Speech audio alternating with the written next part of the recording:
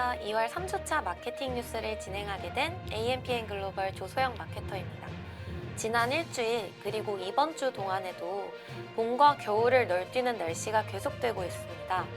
급격히 기온 변화가 계속되는 만큼 모두 건강에 각별히 유의하시길 바란다는 말씀 먼저 전해드리며 2월 3주차 마케팅 뉴스 시작하도록 하겠습니다. 네, 2월 3주차는 총 4개의 뉴스로 준비를 해보았습니다. 알리, 테무 돌풍에 불안한 국내 이커머스 업계, Q10 2,300억 원의 미국 이커머스 플랫폼 위시 인수, 온라인 쇼핑몰의 월 평균 20만 7,200원 지출, 종합만족도 1위는 쿠팡, 네이버 스마트 스토어 입점사 2,000개 돌파, 커머스 성장 견인. 먼저 첫 번째 알리 테무 돌풍에 불안한 국내 이커머스 업계 소식부터 전해드리겠습니다. 최근 국내 40, 50대 소비자를 중심으로 중국 인터넷 직구 사이트 이용이 급증하고 있는 추세인데요.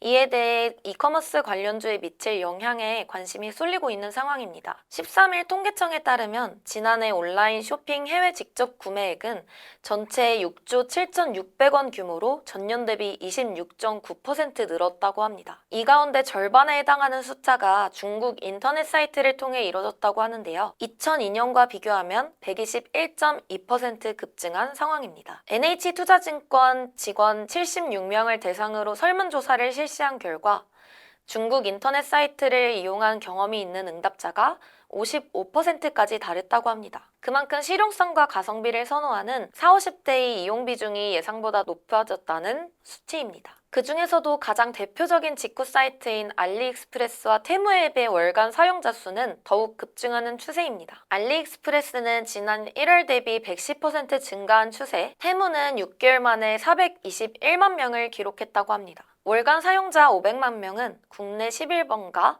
지마켓, 옥션과 유사하거나 더 많은 수준인데요. 이커머스 시장 내에서 중국 인터넷 직구 사이트의 비중 확대가 이뤄지면서 국내 관련 기업들에 미칠 영향력에 이목이 쏠리고 있는 상황입니다. 중국 인터넷 직구의 인기가 장기화될수록 국내 업체들의 경쟁력 약화로 이어질 수밖에 없다는 지적입니다. 네, 첫 번째 기사였는데요.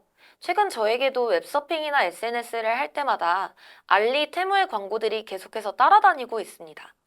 아마 최근부터 저와 같은 경험을 하시고 계시는 분들이 많으실 것 같습니다. 기사의 내용과 같이 중국계 이커머스 플랫폼인 알리, 테무에서 초저가 상품을 앞세워서 한국 시장에 빠르게 침투하고 있기 때문입니다. 특히나 가품 걱정에서 보다 자유로운 생활 필수품 항목을 주로 취급하다 보니 국내에서의 인기도 점차 높아지고 있는 상황입니다. 현재 국내의 어느 쇼핑 플랫폼보다도 매우 빠른 성장세를 보이는 두 플랫폼인 만큼 매우 귀추가 주목되고 있는 상황입니다. 다음으로 두 번째 기사입니다.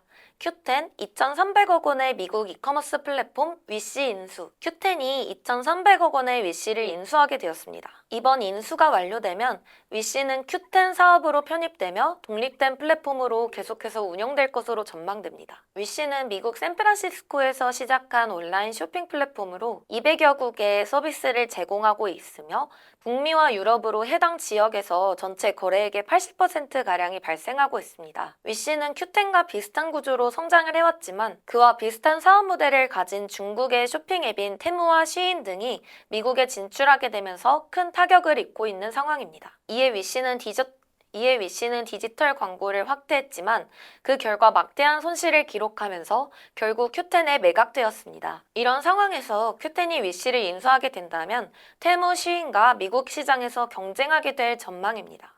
콘텍스트 로직의 조얀 최고 경영자는 위시 플랫폼을 Q10에 통합해 대규모의 시장 수요를 지원하고 국경을 넘나드는 진정한 글로벌 전자상거래 플랫폼이 탄생할 것이라고 말했다고 합니다. 두 번째 기사였는데요.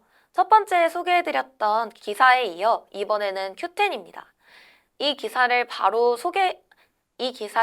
이어 소개해드린 이유는 최근 Q10 플랫폼이 알리, 테무의 대항마로 떠오르고 있기 때문입니다. Q10 또한 초저가라는 강점을 내세우는 플랫폼인 만큼 위의 두 플랫폼에 못지않게 국내외 시장에서 매우 빠르게 성장하고 있는 추이입니다. 알리, 테무가 무서운 속도로 성장하고 있는 것도 사실이지만 짝퉁 논란과 반중 감정에서 자유로울 수는 없는 만큼 Q10이 이들 업체와 맞붙을 수 있는 기회가 충분하다는 여론입니다. 과연 몇 개월, 그리고 몇 년 후에 국내 이커머스 업계는 어떤 양상으로 구도화가 될지, 그리고 마케팅 시장은 또 어떻게 변화될지 생각해보게 되는 내용들이었던 것 같습니다. 다음으로 세 번째 기사입니다.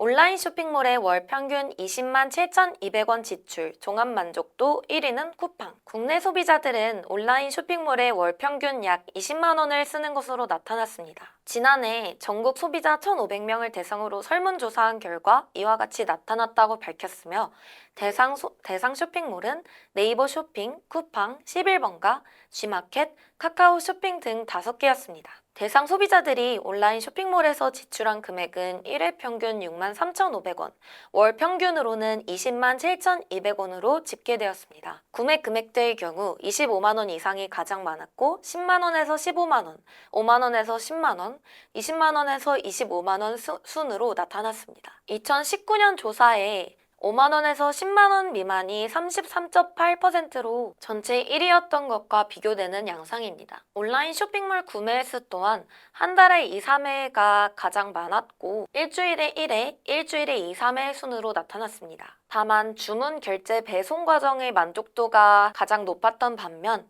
상품에 대한 만족도는 전반적으로 낮았던 것으로 나타났습니다. 모든 평가 영역을 고려한 종합 만족도는 쿠팡이 가장 높았던 것으로 나타나고 있습니다. 네, 세 번째 기사였는데요. 앞선 기사들 내용처럼 신흥 플랫폼들의 등장에도 굳건하게 자리를 지키고 있는 국내 쇼핑 플랫폼들에 대한 기사였습니다. 최근 국내 쇼핑 플랫폼들에 대한 평균 소비량 또한 눈에 띄게 높아진 추이입니다. 그 중에서도 쿠팡은 편리성과 가격 경쟁력을 필두로 1위를 차지하고 있는 현황입니다. 이만큼이나 몇 년 새에 온라인 쇼핑몰이 급격하게 늘어나고 있기에 온라인 마케팅 시장의 강세는 점점 높아져가는 현황입니다.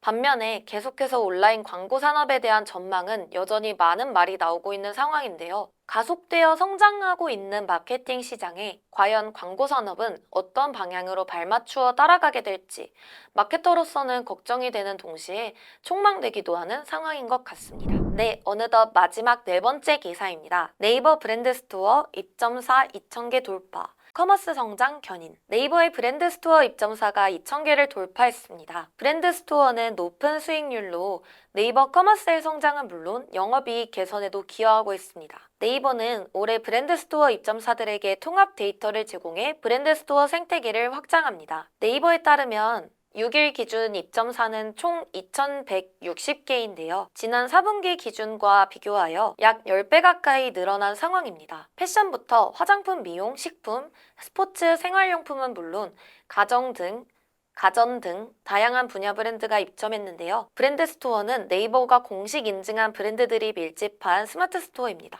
네이버가 구축한 공간 내에서 브랜드를 홍보하고 제품을 판매할 수 있는데요. 네이버 플랫폼 내에 구축된 일종의 온라인 직영점입니다. 브랜드 스토어는 특히 최근 네이버의 핵심 사업 부문으로 떠오른 커머스 부문 성장에 일조했는데요. 지난해 네이버 커머스 부문 매출액은 역대 최대 기록을 경신했다고 합니다. 전년도와 비교해서도 41.4% 성장한 추이로 네이버 예약 활성화로 인한 거래 확장, 인공지능 기술을 활용한 회원관리 등과 함께 브랜드 스토어를 고도화한 것이 영향을 끼쳤습니다. 브랜드 스토어는 네이버 커머스의 질적인 확대에도 기여하고 있습니다. 네이버는 지난해 브랜드 스토어의 수수료를 최대 2에서 4%까지 개편했는데요. 이는 스마트 스토어에 비해 높은 편이지만 입점업체 입장에서는 강력한 검색 유입과 홍보 효과를 지닌 네이버 플랫폼이라는 점에서 수수료가 그렇게 높지는 않다는 평가입니다. 네이버는 올해 브랜드 스토어 입점업체에게 정교한 데이터를 제공하면서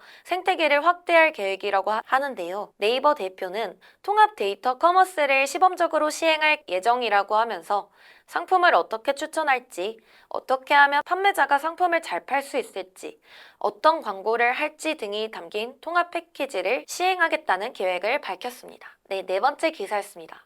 네이버 브랜드 스토어. 스마트 스토어에서 사업을 확장하고 계신 사업주분들이라면 한 번쯤 관심을 가져보지 않으셨을까 싶은 생각이 드는데요. 저 또한 광고 외적인 부분에서 광고주분들의 관리를 도와드리면서 브랜드 스토어에서 받게 되는 혜택들을 몸소 체감해봤던 경험이 있습니다. 특히나 기사 본문에 나와 있던 것과 같이 데이터적인 부분에서의 서비스가 굉장히 잘 되어 있다는 느낌을 받았었습니다. 특히나 브랜드 애널리틱스 플러스 기능의 경우 아직까지는 베타 버전이기는 하지만 고객 여정에 대한 분석을 심도 있게 가능하게 한다는 점이 굉장히 눈여겨볼 만한 서비스인 것 같습니다. 또한 최근 GFA라는 광고에서 브랜드 스토어에 이러한 애널리틱스 기능을 활용할 수 있게 연동 베타 서비스 또한 출시를 하였는데요. 타 플랫폼들처럼 맞춤 유사 타겟팅 사용까지 가능하게 되었습니다. 아주 개인적인 생각으로는 다가오는 쿠키리스 시대에 이러한 스마트 스토어에서 제공하는 기능들이 국내 마케팅 시장에 어느 정도의 파급력이 있지 않을까 생각해 보게 되는 부분이었습니다. 메이드 인 차이나, 값싼 가격에 약간은 낮은 품질이라는 인식이 강한데요. 최근 중국발 이커머스 플랫폼이 한국에 본격적으로 진출하게 되면서부터 국내 시장을 뒤흔드는 모습을 좀 보여주고 있습니다. 사실상 한국 쇼핑몰에서 구매하는 제품도 중국 직구 제품과 실질적으로는 동일한 제품이기 때문에 소비자 입장에서는 더 저렴한 직구를 선호할 수밖에 없는 상황인 것 같습니다. 이에 맞서서 직구 제품과 차별화되었다는 점을 강조해 마케팅을 진행하셔서 국내 소비자를 다시 끌어와야 할 것 같습니다. 영상 시청해주셔서 감사드리며 앞으로도 마케팅 학교에 많은 관심 부탁드리고 저도 더 좋은 영상으로 다시 찾아뵙겠습니다. 감사합니다.